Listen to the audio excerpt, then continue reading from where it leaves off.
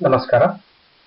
I am Dr. Raghavendra, Assistant Professor of Commerce, Government First State College, Shiralapapa, Department of Collegiate Education. Today we are going to discuss about the company auditors, rights, duties and liabilities. And my dear students, in our last class we have discussed about the company auditor, how they are appointed and what is their qualification and how we can remove the auditor. All these things we have discussed in our previous class, and today we are going to discuss about the powers, duties and liabilities of company auditor. Powers is nothing but the in order to discharge their duties properly, they should have some powers or rights. That one we are going to discuss in the powers. And duties. They have to compulsorily do something, do some task, work. Those things are called duties, and they should also be liable to companies act or government. Those things we will discuss in the liabilities of company auditor. ಒಟ್ಟಾರೆಯಾಗಿ ಇವತ್ತಿನ class ಅಲ್ಲಿ ನಾವು powers, duties, liabilities of company auditor ನಾವು ಮಾಡ್ತಿದ್ದೀವಿ. So ನಿಮ್ಗೆಲ್ಲರಿಗೂ ಗೊತ್ತಿರೋ ಹಾಗೆ 2013ನೇ companies act ಪ್ರಕಾರವಾಗಿ ಬಹಳಷ್ಟು ಚೇಂಜಸ್ ಗಳಾಗಿದ್ದಾವೆ. ಆ 2013ನೇ ಕಂಪನಿ ಆಕ್ಟ್ ಪ್ರಕಾರವಾಗಿ ಕಂಪನಿ ಆಡಿಟರ್ ಗೆ ಇರ್ತಕ್ಕಂತಹ ಪವರ್ಸ್ ಗಳೇನೇನು, ಪವರ್ಸ್ ಅಥವಾ ರೈಟ್ಸ್ ಗಳು ಇದು ಒಂದೇ ಆಗಿರುತ್ತೆ. ಆ ಕಂಪನಿ ಆಡಿಟರ್ ಗೆ ಪವರ್ಸ್ ಆದ್ರೂ ಯಾಕೆ ಬೇಕಾಗಿದೆ ಅಂತ ಹೇಳಿದ್ರೆ, ಅವ್ರಿಗೆ ಇರ್ತಕ್ಕಂಥ ಡ್ಯೂಟೀಸ್ ಗಳನ್ನ ಪ್ರಾಪರ್ ಆಗಿ ಡಿಸ್ಚಾರ್ಜ್ ಮಾಡಬೇಕು ಅಂತ ಹೇಳಿದ್ರೆ ಅವ್ರಿಗೆ ಕೆಲವೊಂದಿಷ್ಟು ರೈಟ್ಸ್ ಗಳು, ಪವರ್ಸ್ ಗಳು ಬೇಕಾಗಿರುತ್ತೆ. ಹಾಗಾಗಿ section 143 of the companies act ಪ್ರಕಾರವಾಗಿ ಕೆಲವೊಂದಿಷ್ಟು ಪವರ್ಸ್ ಗಳನ್ನ ನೀಡಲಾಗಿದೆ. ಆ ಪವರ್ಸ್ ಗಳು ಏನೇನು, ಆ ಆಡಿಟರ್ ತನ್ನ ಕೆಲಸದಲ್ಲಿ ನಿರತನಾದಾಗ ಏನೇನು ಪವರ್ಸ್ ಗಳು, ಏನೇನು ಹಕ್ಕುಗಳು ಇದಾವೆ ಅನ್ನೋದ್ರ ಬಗ್ಗೆ ನಾವು ಇವಾಗ ಡಿಸ್ಕಷನ್ ಮಾಡೋಣ. ಒಂದು ಕಂಪನಿಯ ಆಡಿಟರ್ ಗೆ ಸಂಬಂಧಿಸಿದ ಹಾಗೆ ಮೊದಲನೇದಾಗಿ right to access books of accounts. Books of accounts ಅಂತ ಹೇಳಿದ್ರೆ ಇಲ್ಲಿ ಆ ಕಂಪನಿಯು ತನ್ನ ಆ ವರ್ಷದ ಆರ್ಥಿಕ ವರ್ಷದಲ್ಲಿ ಸಂಬಂಧಿಸಿದಂಗೆ ಮೇಂಟೈನ್ ಮಾಡಿರ್ತಕ್ಕಂಥ ಟ್ರಾನ್ಸಾಕ್ಷನ್ಸ್ ಗಳಿಗೆ ಮೇಂಟೈನ್ ಮಾಡಿರ್ತಕ್ಕಂಥ ದಾಖಲೆಗಳು. ಅಂದ್ರೆ ಒಂದು ಸೇಲ್ಸ್ ಲೆಡ್ಜರ್ಸ್ ಇರ್ಬೋದು, ಪರ್ಚೇಸ್ ಲೆಡ್ಜರ್ಸ್ ಇರ್ಬೋದು, ಫೈನಾನ್ಸ್ ಸಂಬಂಧಿಸಿದಂಗಿರ್ಬೋದು, ಲ್ಯಾಂಡ್ ಮತ್ತೆ ಪ್ರಾಪರ್ಟಿ ಬಗ್ಗೆ ಸಂಬಂಧಿಸಿರ್ಬೋದು, ಅಥವಾ ಕ್ಯಾಪಿಟಲ್ ಬಗ್ಗೆ ಸಂಬಂಧಿಸಿರ್ಬೋದು. ಹೀಗೆ ಹಲವಾರು ಬುಕ್ಸ್ ಗಳನ್ನ ಮೇಂಟೈನ್ ಮಾಡಿರುತ್ತೆ. ಅವೆಲ್ಲಾ ಬುಕ್ಸ್ ಗಳು ಈ auditor at any point of time ಈ ಕ್ಯಾನ್ ಆಕ್ಸೆಸ್. ಯಾಕೆಂತ ಹೇಳಿದ್ರೆ ಆ ವರ್ಷದಲ್ಲಿ ಆಗಿರ್ತಕ್ಕಂತಹ ಎಲ್ಲಾ ಟ್ರಾನ್ಸಾಕ್ಷನ್ಸ್ ಗಳು, ಎಲ್ಲಾ ವ್ಯವಹಾರಗಳನ್ನು ಗಮನದಲ್ಲಿ ಇಟ್ಕೊಂಡ್ಬಿಟ್ಟು ಇವರು ಆಡಿಟ್ ರಿಪೋರ್ಟ್ ನ ಕೊಡ್ಬೇಕಾಗಿರುತ್ತೆ. ಆಡಿಟ್ ರಿಪೋರ್ಟ್ ನ ಕೊಡ್ಬೇಕಾಗಿದೆ ಅಂತ ಹೇಳಿದ್ರೆ the auditor he himself has to agree all those things. ಅವ್ರು ಫಸ್ಟ್ ಆಡಿಟರ್ ತನಗೆ ಅವೆಲ್ಲ ಮಾಹಿತಿಗಳು ಅರ್ಥವಾಗಿರ್ಬೇಕು, ಮತ್ತೆ ತದನಂತರದಲ್ಲಿ ಒಂದು ಪ್ರಾಪರ್ ಆಗಿರ್ತಕ್ಕಂಥ true and fair view of audit report ನ ಕೊಡೋದಕ್ಕೆ ಸಾಧ್ಯ. ಹಾಗಾಗಿ ಅವ್ರಿಗೆ ಮಾಹಿತಿಗಳು ಯಾವಾಗ್ಲೂ ಪರಿಪೂರ್ಣ ಆಗಿರಬೇಕು. ಆ ಪರಿಪೂರ್ಣ ಆಗಿರ್ಬೇಕು ಅಂತ ಹೇಳಿದ್ರೆ ಅವ್ರಿಗೆ ಒಂದು ಹಕ್ಕುಗಳನ್ನ ಚಲಾಯಿಸಕ್ ಬಿಡ್ತಿದೀವಿ. ಆ ಕಂಪನಿಗೆ ಸಂಬಂಧಿಸಿದ ಹಾಗೆ ಬುಕ್ಸ್ ಗಳು ಏನೇನು ರಿಲೇಟೆಡ್ ಡಾಕ್ಯುಮೆಂಟ್ ಗಳು ಏನೇನಿದಾವೋ ಅವನ್ನೆಲ್ಲ ಅವರು ಆಕ್ಸೆಸ್ ಮಾಡುವಂತ ಒಂದು ಅಧಿಕಾರ ಇದೆ. ಯಾರು ಸಹಿತ ಇವ್ರನ್ನ ತಡೆಯುವಂತ ಒಂದು ಅಧಿಕಾರ ಯಾರಿಗೂ ಇಲ್ಲ. ಇವ್ರಿಗಿಂತ ಮಾಹಿತಿ ಇಂಥ ವ್ಯಕ್ತಿಯಿಂದ ಬರ್ಬೇಕು ಅಂತ ಹೇಳಿದ್ರೆ ಆ ಒಂದು ವ್ಯಕ್ತಿಯಿಂದ ಕೇಳ್ಬೋದು, ಮತ್ತೆ ಆ ಪುಸ್ತಕಗಳಿಂದ ಅದನ್ನ ತಗೊಳ್ಬಹುದು. ಹಾಗೆ right to obtain information and explanation. ಯಾಕೆ ಅಂತ ಹೇಳಿದ್ರೆ ಆಡಿಟರ್ಗೆ ಬೇಕಾಗಿರ್ತಕ್ಕಂಥ ಕೆಲವೊಂದು ಮಾಹಿತಿ ಎಲ್ಲೋ ಒಂದ್ ಕಡೆ ದೂರದಲ್ಲಿ ಇರ್ತಕ್ಕಂಥ ಬೇರೆಯವ್ರ ಹತ್ರ ಇರ್ಬೋದು, ಅಥವಾ ಕಂಪನಿಯಲ್ಲಿ ಇರ್ತಕ್ಕಂಥ ಒಬ್ಬ ಲೇಬರ್ಸ್ ಇಂದ ಇರ್ಬೋದು, ಅಥವಾ ಕಂಪನಿ ಓನರ್ ಇಂದ ಇರ್ಬೋದು. ಅವ್ರು ಯಾರಾದ್ರೂ ಆಗಿರ್ಲಿ, ಆ ಕಂಪನಿಗೆ ಸಂಬಂಧಿಸಿದ್ದಾರೆ ಅಂತ ಹೇಳಿದ್ರೆ ಅವರಿಂದ ಮಾಹಿತಿ ಕೇಳುವಂತ ಒಂದು ಹಕ್ಕು ಈ ಆಡಿಟರ್ಗಿದೆ. ಯಾಕೆ ಅಂತ ಹೇಳಿದ್ರೆ auditor is not an employee of the company, but he is appointed to give a true and fair view of the company's audit report.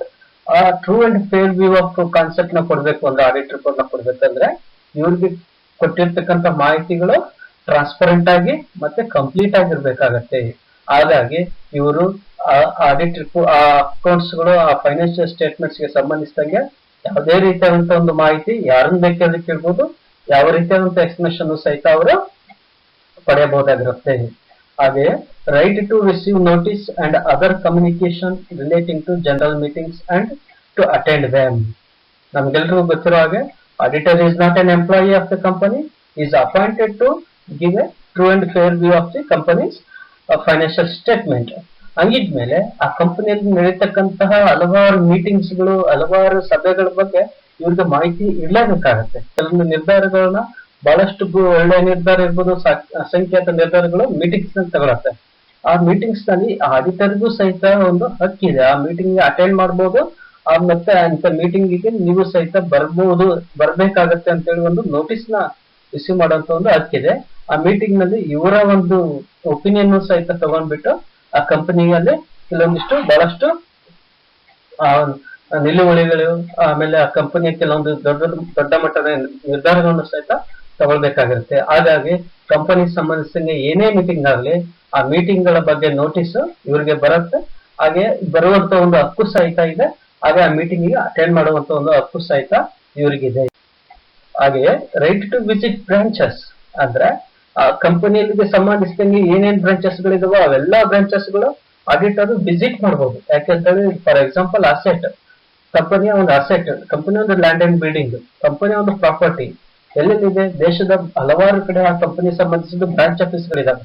ಯಾವ್ದೋ ಒಂದು ಬ್ರಾಂಚ್ ಆಫೀಸ್, ಯಾವ್ದೋ ಒಂದು ಹೆಡ್ ಆಫೀಸ್ ಅಲ್ಲಿ ಕುತ್ಕೊಂಡ್ಬಿಟ್ಟು ಅವರು ಇಷ್ಟು ಅಸೆಟ್, ಇಷ್ಟು ಪ್ರಾಪರ್ಟಿ, ಇಷ್ಟು ಸ್ಟಾಕ್ ಅಂತ ಹೇಳೋದಕ್ಕೆ ಸಾಧ್ಯ ಇಲ್ಲ. ಅದನ್ನವರು ಕೂಲಂಕುಷವಾಗಿ ತಾವೇ ವೈಯಕ್ತಿಕವಾಗಿ ಅಟೆಂಡ್ ಮಾಡಿಬಿಟ್ಟು ಅವರಿಗೆ ಆ ಒಂದು ತೃಪ್ತಿ ಆಗ್ಬೇಕು. ಆ ಮಾಹಿತಿ ಕೊಟ್ಟಿರ್ತಕ್ಕಂಥ ಮಾಹಿತಿ ಅವರು ಫಸ್ಟ್ ಅರ್ಥ ಮಾಡ್ಕೊಂಡು ತೃಪ್ತಿ ಆದ ನಂತರ ಅವರು ಅದ್ರ ಬಗ್ಗೆ ತೀರ್ಮಾನ ತಗೊಳ್ಬೇಕಾಗಿರುತ್ತೆ. ಹಾಗಾಗಿ ಆ ಕಂಪನಿಗೆ ಸಂಬಂಧಿಸಿರ್ತಕ್ಕಂಥ ಯಾವುದೇ ಬ್ರಾಂಚಸ್ ಗಳಾದ್ರೂ ಇರ್ಬೋದು, ಅಲ್ಲಿಗೆ ಇವರು ವಿಸಿಟ್ ಮಾಡಬಹುದು. ಫಾರ್ ಎಕ್ಸಾಂಪಲ್ ಇವಾಗ ಇನ್ಫೋಸಿಸ್ ಕಂಪನಿದು ನಿಯರ್ಲಿ 150 ಮೋರ್ ದೆನ್ 150 ಬ್ರಾಂಚಸ್ ಗಳಿದಾವೆ. ಇಲ್ಲಿ ಆಡಿಟರ್ ಇಲ್ಲಿ ಬೆಂಗಳೂರಲ್ಲಿ ಕುತ್ಕೊಂಡ್ಬಿಟ್ಟು ಆ ಎಲ್ಲಾ ಬ್ರಾಂಚಸ್ ಸಂಬಂಧಿಸಿದಂಗೆ ನಿರ್ಧಾರಗಳನ್ನು ತಗೊಳ್ಳೋದಕ್ಕಾಗೋದಿಲ್ಲ. ಹಾಗಾಗಿ ಒಟ್ಟಾರೆ ಎಷ್ಟು ಬ್ರಾಂಚಸ್ ಗಳಿದಾವೋ ಅವೆಲ್ಲಾ ಬ್ರಾಂಚಸ್ ಗಳನ್ನು ಸಹಿತ ಇವರು ವಿಸಿಟ್ ಮಾಡಬಹುದು, ಮತ್ತೆ ಕೂಲಂಕುಷವಾಗಿ ಪರಿಶೀಲಿಸಬಹುದಾಗಿರುತ್ತೆ. ಅದು ಒಂದು ಸಹಿತ ಈ ಆಡಿಟರ್ಗೆ ಹಕ್ಕು ಇದೆ ಅಂತೇಳಿ ನಾವು ಬಹಳ ಇಂಪಾರ್ಟೆಂಟ್ ಆಗಿರ್ತಕ್ಕಂಥ ಒಂದು ಹಕ್ಕಾಗಿದೆ. ಹಾಗೆಯೇ right to correct any wrong statement. Right to correct any wrong statement ಇದರ್ಥ ಆ ಒಂದು ಕಂಪನಿಗೆ ಸಂಬಂಧಿಸಿದಂಗೆ ಏನಾದ್ರೂ ಸ್ಟೇಟ್ಮೆಂಟ್ ಗಳು ಬರ್ತಾ ಇತ್ತು ಅಂತ ಹೇಳಿದ್ರೆ ಆ ಸ್ಟೇಟ್ಮೆಂಟ್ ಗಳನ್ನ ಕರೆಕ್ಟ್ ಮಾಡಬಹುದು. ಇದು ಸರಿ ತಪ್ಪು ಅಂತೇಳಿ ಕರೆಕ್ಷನ್ ಮಾಡುವಂತ ಒಂದು ಅಧಿಕಾರ ಇದೆ ಕಂಪನಿಯ ಮ್ಯಾನೇಜ್ಮೆಂಟ್ ಅಥವಾ ಕಂಪನಿ ಸಂಬಂಧಿಸಿದ ಏನೇ ಒಂದು ಸ್ಟೇಟ್ಮೆಂಟ್ ಬರ್ತಿದೆ ಅಂತ ಹೇಳಿದ್ರೆ ಅದಕ್ಕೆ ಸಂಬಂಧಿಸಿದಂಗೆ ಕರೆಕ್ಟ್ ಮಾಡುವಂತ ಒಂದು ಹಕ್ಕು ಈ ಆಡಿಟರ್ಗಿದೆ. ಹಾಗೆಯೇ right to sign the audit report ಬಹಳನೇ ಇಂಪಾರ್ಟೆಂಟ್ ಆಗಿರ್ತಕ್ಕಂಥ ಒಂದು ರೈಟ್. ಆಡಿಟರ್ ಇರ್ತಕ್ಕಂಥ ಒಂದು ಹಕ್ಕುಗಳಲ್ಲೇ ಬಹಳ ಪ್ರಮುಖವಾದಂತಹ ಹಕ್ಕು ಯಾವುದು ಅಂದ್ರೆ sign the audit report. Without signing the audit report that audit report is not a valid audit report. ಆದ್ರಿಂದ ಆ ಆಡಿಟ್ ರಿಪೋರ್ಟ್ ನ ಮೇಲೆ ಆ ಆಡಿಟರ್ ನ ಸೈನ್ ಆದ ನಂತರವೇ ಅದು ಆಡಿಟ್ ರಿಪೋರ್ಟ್ ಅಂತ ಹೇಳಿ ಮಾನ್ಯತೆ ಸಿಗತ್ತೆ. ಅವರ ಸಿಗ್ನೇಚರ್ ಇಲ್ಲ ಅಂತ ಹೇಳಿದ್ರೆ ಅದಕ್ಕೆ ಯಾವುದೇ ರೀತಿಯಾದಂತ ಮಾನ್ಯತೆ ಇಲ್ಲ. ಇದು ಒಂದು ಅವ್ರಿಗೆ ಇರ್ತಕ್ಕಂತ ಹಕ್ಕಾಗಿದೆ. And right to be indemnified. Right to be indemnified. Indemnified ಅಂತ ಹೇಳಿದ್ರೆ ಏನು ಅಂತ ಹೇಳಿದ್ರೆ ನಷ್ಟ ಪರಿಹಾರದ ಹಕ್ಕು ಅಂತೇಳಿ ನಾವು ಕರಿತೀವಿ. ನಷ್ಟ ಪರಿಹಾರದ ಹಕ್ಕು ಅಂತ ಹೇಳಿದ್ರೆ ಆ ಒಂದು ಆಡಿಟ್ ವಿಚಾರಕ್ಕೆ ಸಂಬಂಧಿಸಿದಂಗೆ ಆಡಿಟರ್ ಏನಾದ್ರೂ ವೈಯಕ್ತಿಕವಾಗಿ ಏನಾದ್ರೂ ನಷ್ಟವನ್ನ ಅನುಭವಿಸಿದ್ರು ಅಂತ ಹೇಳಿದ್ರೆ ಆ ನಷ್ಟವನ್ನ ಇವರು ತನ್ನ ಕಂಪನಿಯಿಂದ ನಷ್ಟ ಪರಿಹಾರದ ಹಕ್ಕು ಅಂತೇಳಿ ಪಡೆಯುವಂತ ಒಂದು ಅಧಿಕಾರನೂ ಸಹಿತ ಇದೆ. ಇದನ್ನು ಸಹಿತ ನಾವು ಬಹಳ ಇಂಪಾರ್ಟೆಂಟ್ ಆಗಿರೋದು ಅಂತೇಳಿ ನಾವು ಅರ್ಥ ಮಾಡ್ಕೋತೀವಿ. ಹಾಗೆಯೇ right to seek legal and technical advice. ಆಡಿಟರ್ಗೆ ಕೆಲವೊಂದು ಮಾಹಿತಿಗಳು ಕೆಲವೊಂದು ಲೀಗಲ್ ಎಕ್ಸ್ಪರ್ಟೈಸ್ ಇಂದ ಬರ್ಬೇಕಾಗಿರುತ್ತೆ, ಅಥವಾ ಕೆಲವೊಂದು ಟೆಕ್ನಿಕಲ್ ವಿಚಾರಗಳು ಟೆಕ್ನಿಕಲ್ ಅಡ್ವೈಸಸ್ ಗಳಿಂದ ಬರ್ಬೇಕಾಗಿರುತ್ತೆ. ಆದ್ರಿಂದ ಆ ಲೀಗಲ್ ಎಕ್ಸ್ಪರ್ಟ್ ಅಥವಾ ಟೆಕ್ನಿಕಲಿ ಎಕ್ಸ್ಪರ್ಟ್ ಆಗಿರ್ತಾರ ಅವರಿಂದ ಅಡ್ವೈಸ್ ಅನ್ನು ಪಡೆಯುವಂತ ಒಂದು ಹಕ್ಕು ಸಹಿತ ಈ ಆಡಿಟರ್ಗೆ ಇರುತ್ತದೆ. ಹಾಗೆಯೇ ರೈಟ್ ಟು ರಿಸೀವ್ ರೆಮ್ಯುನರೇಷನ್. ನಮಗೆಲ್ರಿಗೂ ಗೊತ್ತಿರೋ ಹಾಗೆ auditor is not an employee. ಹಾಗಾದ್ರೆ ಆ ಎಂಪ್ಲಾಯಿಗೆ ನಾವು ಸ್ಯಾಲರಿನ ಕೊಡ್ತೀವಿ, ಆದ್ರೆ ಆಡಿಟರ್ಗೆ ನಾವು ಕೊಡುವಂತದ್ದು ಏನಾಗಿರುತ್ತೆ ಅಂದ್ರೆ ಫೀ ಅಂತ ಹೇಳಿ ಕರ್ತೀವಿ ನಾವು. ಆದ್ರಿಂದಲೇ ನಾವು ಆಡಿಟರ್ ಫೀ ಅಂತ ಹೇಳಿ ಕರಿತೀವಿ. ಇವರು ತಾವು ಮಾಡ್ತಕ್ಕಂತಹ ಕೆಲಸದ ಮೇಲೆ ಸಂಭಾವನೆಯನ್ನು ಪಡೆಯಲು ಸಹಿತ ಇವರು ಅರ್ಹರಾಗುತ್ತಾರೆ. ಅದು ಒಂದು ಸಹಿತ ಇವರ ಹಕ್ಕು. ಆ right to receive remuneration. That remuneration is fixed in the general body meeting. Whatever the amount it is fixed in the general body meeting, but is having the right to receive is remuneration. ಹಾಗೆ ಕೊನೆಯದಾಗಿ right to conduct supplementary audit. Supplementary ಅಂತ ಹೇಳಿದ್ರೆ ಪೂರಕವಾದಂತ ಲೆಕ್ಕ ಪರಿಶೋಧನೆ ಅಂತ ಹೇಳಿ ಕೆಲವೊಂದು ಸಂದರ್ಭಗಳಲ್ಲಿ ಒಂದು ಪೂರಕವಾಗಿರ್ತಕ್ಕಂಥ ಆಡಿಟ್ ನ ಮಾಡುವಂತ ಒಂದು ಹಕ್ಕುಗಳು ಸಹಿತ ಇವ್ರಿಗಿದೆ. Right to conduct supplementary audit. ಒಟ್ಟಾರೆಯಾಗಿ ಇವಿಷ್ಟು ರೈಟ್ಗಳು ಕಂಪನಿ ಆಡಿಟರ್ಗೆ ಸೆಕ್ಷನ್ 143 ಪ್ರಕಾರ 2013 ಆಕ್ಟ್ ಅಲ್ಲಿ ಇಷ್ಟೊಂದು ರೈಟ್ಸ್ ಮತ್ತೆ ಪವರ್ಸ್ ಗಳನ್ನ ನಾವು ನೀಡಿರುತ್ತೇವೆ.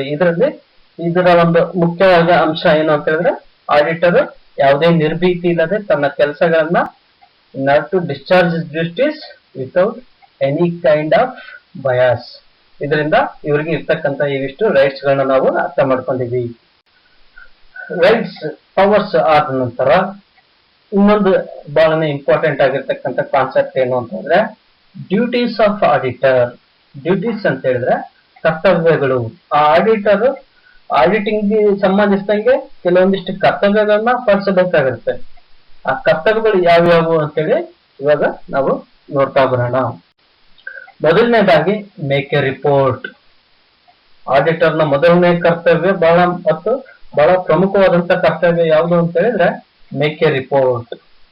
As per section 143 subsection 2 requires the auditor to make a report to the members of the company on accounts examined by him and on every financial statement which is required to be laid in the general meeting of the company. And the audit report should state that the best of his information and knowledge, the said accounts and financial statements give a true and fair view of the state of the company's affairs as at the end of the financial year, and profit and loss and the cash flow for the year, and such other matters as may be prescribed. ಆದ್ಮೇಲೆ section 143 subsection 2 ಪ್ರಕಾರವಾಗಿ auditor report ನ ಮಾಡಬೇಕಾಗಿರುತ್ತೆ. ಯಾಕೆ ಅಂತ ಹೇಳಿದ್ರೆ auditors report ಅನ್ನೋದು compulsory ಆಗಿರುತ್ತೆ. ಒಂದು finance ನಲ್ಲಿ ಹಣವನ್ನು ತಗೋಬೇಕಾಗಿತ್ತು ಅಂತ ಅಂದ್ರೆ, ಅಥವಾ ಕೋರ್ಟ್ ನ ವಿಚಾರಕ್ಕೆ ಸಂಬಂಧಿಸಿದಂಗೆ ಒಟ್ಟಾರೆ ಶೇರ್ ಹೋಲ್ಡರ್ಸ್ ಇಂದ ಶೇರ್ ಮನಿನ ರಿಸೀವ್ ಮಾಡ್ಬೇಕು ಅಂತ ಹೇಳಿದ್ರೆ, ಶೇರ್ ಅಪ್ಲಿಕೇಶನ್ ಕಾಲ್ಫರ್ ಮಾಡ್ಬೇಕಂದ್ರೆ ಈ ಆಡಿಟರ್ ಅನ್ನೋದು ಮೇನ್ ಆಗಿರುತ್ತೆ. ಆಡಿಟರ್ ಕೊಟ್ಟಿರ್ತಕ್ಕಂಥ ಈ ರಿಪೋರ್ಟ್ ಬಹಳನೇ ಮೇನ್ ಅಂತ. ಒಂದು ಆಡಿಟ್ ರಿಪೋರ್ಟ್ ನ ಪ್ರಿಪೇರ್ ಮಾಡೋದೇ ಆ ಆಡಿಟಿಂಗ್ ನ ಮೇನ್ ಆಬ್ಜೆಕ್ಟಿವ್ ಆಗಿರುತ್ತೆ, ಮತ್ತೆ ಆಡಿಟರ್ ನ ಮೇನ್ ಡ್ಯೂಟಿ ಆಗಿರುತ್ತೆ. ಆ ಒಂದು ಎವ್ರಿ ಫೈನಾನ್ಷಿಯಲ್ ಸ್ಟೇಟ್ಮೆಂಟ್ಸ್ ಗಳನ್ನ ಆಡಿಟರ್ ಕೂಲಂಕುಷವಾಗಿ ಪರಿಶೀಲಿಸಿ ಜನರಲ್ ಬಾಡಿ ಮೀಟಿಂಗ್ ನಲ್ಲಿ ಅವನ್ನೆಲ್ಲದ್ರ ಬಗ್ಗೆ ವಿಚಾರಗಳನ್ನೆಲ್ಲದ್ರ ಬಗ್ಗೆ ಅದನ್ನ ಕೂಲಂಕುಷಿ ಆಮೇಲೆ ಆ ಆಡಿಟ್ ರಿಪೋರ್ಟ್ ನ ಜನರಲ್ ಮೀಟಿಂಗ್ ನಲ್ಲಿ ಇರ್ತೀವಿ. ಅಲ್ಲಿ ಏನನ್ನು ತೋರಿಸಿರ್ತಾರೆ ಅಂತ ಹೇಳಿದ್ರೆ, ಈ ಆಡಿಟರ್ ಗೆ ತಕ್ಕ ಹಾಗೆ for the best of his information and knowledge, auditor ಏನ್ ಹೇಳ್ಬೇಕಂದ್ರೆ ಅವ್ರಿಗೆ ಗೊತ್ತಿರೋ ಹಾಗೆ best of his information and knowledge audit report ನ ನಾವು ಪ್ರಿಪೇರ್ ಮಾಡಿದ್ದೀವಿ. ಮತ್ತೆ ಇದು true and fair view of the state of the companies affair. ಮತ್ತೆ ಈ ಆಡಿಟ್ ರಿಪೋರ್ಟ್ ಟ್ರೂ ಮತ್ತೆ ಫೇರ್ ಆಗಿ ಕಂಪನಿ ಒಂದು ಫೈನಾನ್ಷಿಯಲ್ ಸ್ಟೇಟ್ಮೆಂಟ್ಸ್ ನ ಮೇಲೆ ಟ್ರೂ ಮತ್ತೆ ಫೇರ್ನೆಸ್ ಅನ್ನ ಫೇರ್ ವ್ಯೂ ಆಗಿ ಒಳಗೊಂಡಿದೆ ಅಂತ ಹೇಳ್ಬಿಟ್ಟು ಆ ವರ್ಷದ ಎಂಡಿಗೆ ಫೈನಾನ್ಷಿಯಲ್ ಇಯರ್ ಎಂಡಿಗೆ profit and loss, balance sheet ಇದನ್ನೆಲ್ಲ ನೋಡ್ಬಿಟ್ಟು ಒಂದು ರಿಪೋರ್ಟ್ ನ ರೆಡಿ ಮಾಡ್ತಿದೀವಲ್ಲ, ಅದನ್ನೇ ನಾವು ಆಡಿಟ್ ರಿಪೋರ್ಟ್ ಅಂತ ಹೇಳ್ತಾ ಇರ್ತೀವಿ. ಇದು ಬಹಳ ಪ್ರಮುಖವಾದಂತ ಒಂದು ಡ್ಯೂಟಿ. ಇದನ್ನ ಇವರು ಕಂಪಲ್ಸರಿ ಮಾಡಲೇಬೇಕಾಗಿರುತ್ತೆ. ಹಾಗೆ ಇನ್ನೊಂದು ಡ್ಯೂಟಿ ಅಂತ ಹೇಳಿದ್ರೆ ಆಡಿಟಿಂಗ್ ಸ್ಟ್ಯಾಂಡರ್ಡ್ಸ್. ಆಡಿಟಿಂಗ್ ಸ್ಟ್ಯಾಂಡರ್ಡ್ಸ್ ನಿಮಗೆಲ್ರಿಗೂ ಗೊತ್ತಿರಬಹುದು. Auditing standards and accounting standards. ಯಾವ ರೀತಿ ಅಕೌಂಟಿಂಗ್ ಸ್ಟ್ಯಾಂಡರ್ಡ್ಸ್ ಗಳಿದಾವೋ ಅದೇ ರೀತಿ ಆಡಿಟಿಂಗ್ ಸ್ಟ್ಯಾಂಡರ್ಡ್ಸ್ ಅಂತ ಹೇಳಿ ಸೆಕ್ಷನ್ 143 ಸಬ್ಸೆಕ್ಷನ್ 9 and 10 ಪ್ರಕಾರವಾಗಿ ಪ್ರತಿಯೊಬ್ಬ ಆಡಿಟರ್ ಸಹಿತ ಈ ಆಡಿಟಿಂಗ್ ಸ್ಟ್ಯಾಂಡರ್ಡ್ಸ್ ಗಳನ್ನ ಫಾಲೋ ಮಾಡ್ಬೇಕಾಗಿರುತ್ತೆ. ನಾವ್ ಯಾವ ರೀತಿ ಅಕೌಂಟಿಂಗ್ ಸ್ಟ್ಯಾಂಡರ್ಡ್ಸ್ ಗಳನ್ನ ನೋಡ್ಕೊಂಡ್ಬಿಟ್ಟು ಅಕೌಂಟ್ಸ್ ನ ಪ್ರಿಪೇರ್ ಮಾಡ್ತೀವೋ ಅದೇ ರೀತಿಯಾಗಿ ಆ ಆಡಿಟರ್ ಕೆಲವೊಂದಿಷ್ಟು ಗೌರ್ಮೆಂಟ್ ಆಯಾ ಕಾಲಕ್ಕೆ ತಕ್ಕನಂಗೆ ಆಡಿಟಿಂಗ್ ಸ್ಟ್ಯಾಂಡರ್ಡ್ಸ್ ಗಳನ್ನ ಬಿಟ್ಟಿರುತ್ತೆ. ಆ ಆಡಿಟಿಂಗ್ ಸ್ಟ್ಯಾಂಡರ್ಡ್ಸ್ ಗಳನ್ನ ನೋಡ್ಕೊಂಡ್ಬಿಟ್ಟು ಕಾಲ ತಕ್ಕನಂಗೆ ಚೇಂಜ್ ಆಗಿ ಆ ಒಂದು ಆಡಿಟ್ ರಿಪೋರ್ಟ್ ನ prepare ಮಾಡ್ಬೇಕಾಗಿರುತ್ತೆ. While the central government prescribes the auditing standards, it shall consult with the take recommendations of the ICAI and NFRA ಅಂತೇಳಿ. ಅಂದ್ರೆ ಈ ಒಂದು ಆಡಿಟಿಂಗ್ ಸ್ಟ್ಯಾಂಡರ್ಡ್ಸ್ ಗಳನ್ನ ಸೆಂಟ್ರಲ್ ಗೌರ್ಮೆಂಟ್ ಕಾಲಕ್ಕೆ ತಕ್ಕನಂಗೆ ಫ್ರೇಮ್ ಮಾಡ್ತಾ ಇರುತ್ತೆ. ಈ ಸೆಂಟ್ರಲ್ ಗೌರ್ಮೆಂಟ್ ಸಹಿತ institute of chartered accountants of India ಮತ್ತೆ ನ್ಯಾಷನಲ್ ಫೈನಾನ್ಷಿಯಲ್ ರಿಪೋರ್ಟಿಂಗ್ ಅಥಾರಿಟಿ ಇವೆರಡು ಸಂಸ್ಥೆಗಳ ಒಟ್ಟಿಗೆ ಕನ್ಸಲ್ಟ್ ಮಾಡಿಬಿಟ್ಟು ಈ ಆಡಿಟಿಂಗ್ ಸ್ಟ್ಯಾಂಡರ್ಡ್ಸ್ ಗಳನ್ನ ಫಾರ್ಮ್ ಮಾಡ್ತಾ ಇರುತ್ತೆ. ಈ ಫಾರ್ಮ್ ಮಾಡಿರ್ತಕ್ಕಂಥ ಆಡಿಟಿಂಗ್ ಸ್ಟ್ಯಾಂಡರ್ಡ್ಸ್ ಗಳನ್ನ ಆ ಆಡಿಟರ್ ಪಾಲಿಸಬೇಕಾಗತ್ತೆ. ಆ ಒಂದು ಆಡಿಟ್ ಸ್ಟ್ಯಾಂಡರ್ಡ್ಸ್ ಗಳನ್ನ ಪಾಲಿಸ್ಕೊಂಡ್ಬಿಟ್ಟೆ ಒಂದು ಆಡಿಟ್ ರಿಪೋರ್ಟ್ ನ ಮಾಡಬೇಕಾಗಿರುತ್ತೆ. ಇದು ಎರಡನೇ ಆಗಿರ್ತಕ್ಕಂಥ ಒಂದು ಕರ್ತವ್ಯ. ಹಾಗೆ ಫ್ರಾಡ್ ರಿಪೋರ್ಟಿಂಗ್ ಬಹಳ ಪ್ರಮುಖವಾಗಿರ್ತಕ್ಕಂಥ ಒಂದು ಕರ್ತವ್ಯ ಏನು ಅಂತ ಹೇಳಿದ್ರೆ ಆಡಿಟರ್ ಇಂದು ಫ್ರಾಡ್ ರಿಪೋರ್ಟಿಂಗ್. ಇತ್ತೀಚೆಗೆ ಆಗ್ತಿರ್ತಕ್ಕಂಥ ಕೆಲವೊಂದು ಘಟನೆಗಳಿಗೂ ಇದಕ್ಕೂ ನಾವು ಬಹಳ ಚೆನ್ನಾಗಿನೇ ಲಿಂಕ್ ಕೊಡ್ಬೋದು. ಇಲ್ಲಿ ಅಂತ ಹೇಳಿದ್ರೆ ಪಂಜಾಬ್ ನ್ಯಾಷನಲ್ ಬ್ಯಾಂಕ್ ಸ್ಕ್ಯಾಮ್ ಅಲ್ಲೂ ಸಹಿತ ಫೈನಾನ್ಸ್ ಮಿನಿಸ್ಟರ್ ಆಡಿಟರ್ಸ್ ನ ಮೇಲೆ ಬೆರಳು ತೋರಿಸ್ತಾರೆ. ಹಾಗೆ ಶಾರದಾ ಚಿಟ್ ಫಂಡ್ ಇರ್ಬೋದು, ಅದಕ್ಕಿಂತ ಬಹಳ ಒಳ್ಳೆ ಕೇಸ್ ಸ್ಟಡಿ, ಬಹಳ ಫೇಮಸ್ ಆಗಿರ್ತಕ್ಕಂಥ ಕೇಸ್ ಸ್ಟಡಿ ಅಂದ್ರೆ ಸತ್ಯಂ ಕಂಪ್ಯೂಟರ್ ಸ್ಕ್ಯಾಮ್ ಇರ್ಬೋದು. ಇದ್ರಲ್ಲೆಲ್ಲದ್ರಲ್ಲೂ ಸಹಿತ ಆಡಿಟರ್ಸ್ ನ ಒಂದು ಪಾತ್ರ ಬಹಳ ಪ್ರಮುಖವಾಗಿರುತ್ತೆ. ಆ ಕಂಪನಿಯಲ್ಲಿ ಫ್ರಾಡ್ ಆಗ್ತಿದೆ ಅಂದಾಗ ಆ ಫ್ರಾಡ್ ನ ಆಡಿಟರ್ ನ ಮೇನ್ ಉದ್ದೇಶ ಏನು ಅಂದ್ರೆ ಫ್ರಾಡ್ ನ ತಡೆಗಟ್ಟಬೇಕು ಮತ್ತೆ ಫ್ರಾಡ್ ಆಕ್ಟರ್ನ ತೋರಿಸ್ಬೇಕು ಜಗತ್ತಿಗೆ. ಆದ್ರೆ ಈ ಒಂದು ವಿಚಾರದಲ್ಲಿ ಎಡವು ಇದೆ ಅಂತೇಳಿ ಬಹಳಷ್ಟು ಸಲ ಈ ಕಂಪನಿಯ ಒಂದು ಸ್ಕ್ಯಾಮ್ ನಲ್ಲಿ ನಮಗೆ ಗೊತ್ತಾಗಿದೆ. ಹಂಗಂದ್ರೆ ಈ ಫ್ರಾಡ್ ರಿಪೋರ್ಟಿಂಗ್ ಅಂದ್ರೆ ಏನು, ಇದು ಯಾಕೆ ಇಷ್ಟೊಂದು ಪ್ರಮುಖವಾದ ಕರ್ತವ್ಯ ಆಡಿಟರ್ಗೆ ಇರೋದು ಅಂತೇಳಿ ನೋಡೋಣ. Section 143 subsection 12 and section 143 subsection 15 and rule number 13. If an auditor of a company in the course of the performance of his duties as auditor has reason to believe that an offence involving fraud is being or has been committed against the company by officer or employees of the company, he shall immediately report the matters to the central government within such a time and in such manner as may be prescribed. So ಈ ಒಂದಿಷ್ಟು act ಗಳ ಪ್ರಕಾರವಾಗಿ ಏನ್ ಹೇಳುತ್ತೆ ಅಂತ ಹೇಳಿದ್ರೆ ಆ ಕಂಪನಿನಲ್ಲಿ ಒಂದು ಮೇನ್ ಡ್ಯೂಟಿ, ಆಡಿಟರ್ ಇಂದ ಮೇನ್ ಡ್ಯೂಟಿ ಏನು ಅಂತ ಹೇಳಿದ್ರೆ ಆ ಕಂಪನಿಯಲ್ಲಿ ತನಗೆ ಅನಿಸಿದಂಗೆ ತನ್ನ ಒಂದು ನಂಬಿಕೆಗೆ ತಕ್ಕನಾಗೆ ಅಲ್ಲೇನೋ ಒಂದು ಅಫೆನ್ಸ್ ಆಗ್ತಾ ಇದೆ, ಆ ಕಂಪನಿ ಎಂಪ್ಲಾಯೀಸ್ ಇಂದ ಇರ್ಬೋದು ಅಥವಾ ಆಫೀಸರ್ಸ್ ಇಂದ ಇರ್ಬೋದು, ಏನೋ ಒಂದು ಅಫೆನ್ಸ್ ಏನೋ ಒಂದು ಚೀಟ್, ಏನೋ ಒಂದು ಫ್ರಾಡ್ ಆಗ್ತಾ ಇದೆ ಅಂತ ಹೇಳಿದ್ರೆ ಆ ಆಡಿಟರ್ ನ ಪ್ರಥಮವಾದ ಕರ್ತವ್ಯ ಏನು ಅಂತ ಹೇಳಿದ್ರೆ he has to inform to the central government within such a time and in such a manner which is prescribed by the government. Government ಯಾವ ರೀತಿ ಪ್ರಿಸ್ಕ್ರೈಬ್ ಮಾಡಿದ್ಯೋ ಅದರ ಪ್ರಕಾರವಾಗಿ ಸೆಂಟ್ರಲ್ ಗೌರ್ಮೆಂಟ್ ಗೆ ಇಲ್ಲಿ ಹಗರಣ, ಇಲ್ಲಿ ಏನೋ ಒಂದು ಚೀಟ್ ಆಗ್ತಾ ಇದೆ, ಇಲ್ಲಿ ಏನೋ ಒಂದು ಅಫೆನ್ಸ್ ಆಗ್ತಾ ಇದೆ ಅಂತೇಳಿ ತಕ್ಷಣ ಸೆಂಟ್ರಲ್ ಗೌರ್ಮೆಂಟ್ ಗೆ ಮಾಹಿತಿಯನ್ನು ಕೊಡಬೇಕು. ಇದು ಆಡಿಟರ್ ನ ಬಹಳ ಪ್ರಮುಖವಾದಂತ ಒಂದು ಕರ್ತವ್ಯ. ಈ ಒಂದು ಕರ್ತವ್ಯನ ಬಹಳ ಚೆನ್ನಾಗಿ ನೋಡ್ತಾ ಇದೀವಿ ನಾವು ಇತ್ತೀಚಿನ ಘಟನೆಗಳಲ್ಲಿ. ಒಂದು ಪಂಜಾಬ್ ನ್ಯಾಷನಲ್ ಬ್ಯಾಂಕ್ ಸ್ಕ್ಯಾಮ್ ಇರ್ಬೋದು, ಬಹಳ ದೊಡ್ಡದಾದಂತ ಒಂದು ಸ್ಕ್ಯಾಮು, ಬಹಳ ವರ್ಷಗಳ ಗಳಿಂದ ಆಗ್ತಾ ಇರ್ತಕ್ಕಂಥ ಸ್ಕ್ಯಾಮು. ಪ್ರತಿ ವರ್ಷ ಆಡಿಟರ್ ಈ ಸ್ಕ್ಯಾಮ್ ಗಳನ್ನ ಯಾಕೆ ಸೆಂಟ್ರಲ್ ಗೌರ್ಮೆಂಟ್ ಗೆ ಇನ್ಫಾರ್ಮ್ ಮಾಡ್ಲಿಲ್ಲ. ಹಾಗೆ ಸತ್ಯಂ ಕಂಪ್ಯೂಟರ್ ಸ್ಕ್ಯಾಮ್ ಇರ್ಬೋದು, ಅಲ್ಲಿ ಸಹಿತ ಆಡಿಟರ್ಸ್ ಈ ಸ್ಕ್ಯಾಮ್ ಒಳಗೆ ಒಳಗೊಂಡಿದ್ರು ಅಂತೇಳಿ ಆ ಕೇಸ್ ಸ್ಟಡಿಯನ್ನು ಸಹಿತ ನಾವು ನೋಡ್ತೀವಿ. ಆದ್ರಿಂದ ಈ ಒಂದು ಕಂಪನೀಸ್ ಆಕ್ಟ್ ಪ್ರಕಾರವಾಗಿ ಫ್ರಾಡ್ ರಿಪೋರ್ಟಿಂಗ್ ಅನ್ನೋದು ಬಹಳ ಪ್ರಮುಖವಾದಂತ ಒಂದು ಕರ್ತವ್ಯ ಅಂತೇಳಿ ನೋಡ್ತೀವಿ. ಹಾಗೆ ವೈಂಡಿಂಗ್ ಅಪ್ ಅಂತ ಹೇಳಿದ್ರೆ ಒಂದು ಕ್ಲೋಸ್ ಮಾಡುವಂಥದ್ದು, ಅದನ್ನ ವೈಂಡಿಂಗ್ ಅಪ್ ಅಂತ ಹೇಳಿ ಕರಿತೀವಿ. ಅಂದ್ರೆ as per section 305 at the time of voluntary winding up a company, it is mandatory requirement that auditor should attach the copy of the audits of the company prepared by him. ಅಂದ್ರೆ winding up ಅಂತ ಹೇಳಿದ್ರೆ company ಮುಚ್ಚುವಂತ ಒಂದು ಪ್ರಕ್ರಿಯೆಯನ್ನು winding up ಅಂತ ಹೇಳಿ ಕರಿತೀವಿ. ಅದರಲ್ಲಿ as per section 305 ನ ಪ್ರಕಾರವಾಗಿ ಕಂಪನಿ ವಾಲಂಟರಿ ವೈಂಡಿಂಗ್ ಅಪ್ ಆಗ್ತಿದ್ರೆ, ಅಂದ್ರೆ ವೈಂಡಿಂಗ್ ಅಪ್ ಅಲ್ಲಿ ನಾವು ಬಹಳಷ್ಟು ವಿಧಗಳಿದ್ದಾವೆ. ಅದರಲ್ಲಿ ವಾಲಂಟರಿ ವೈಂಡಿಂಗ್ ಅಪ್ ಅಂತ ಹೇಳಿದ್ರೆ ಕಂಪನಿ ತನ್ನಿಷ್ಟಕ್ಕೆ ತಾನೇ ವಾಲಂಟರಿ ಆಗಿ ವೈಂಡಿಂಗ್ ಅಪ್ ಆಗ್ತಾ ಇದೆ. ಈ ರೀತಿ ಕಂಪನಿ ಹುಟ್ಟುವುದು ಸಹಜವಾಗಿದ್ರು ಸಹಿತ, ಆದ್ರೆ ಅದರ ಒಂದು ಕೊನೆಯದು ಅಂದ್ರೆ ತನ್ನ ಒಂದು ಕ್ಲೋಸ್ನೆಸ್, ಅದರ ಕಂಪನಿ ಮುಚ್ಚುವಂಥದ್ದು it is not an normal. Company establishing of company is a normal activity, but closing of the company is not a normal activity. ಆದ್ರಿಂದ ಅದು ಬಹಳಷ್ಟು ಇಂಪಾರ್ಟೆಂಟ್ ಆಗಿರುತ್ತೆ.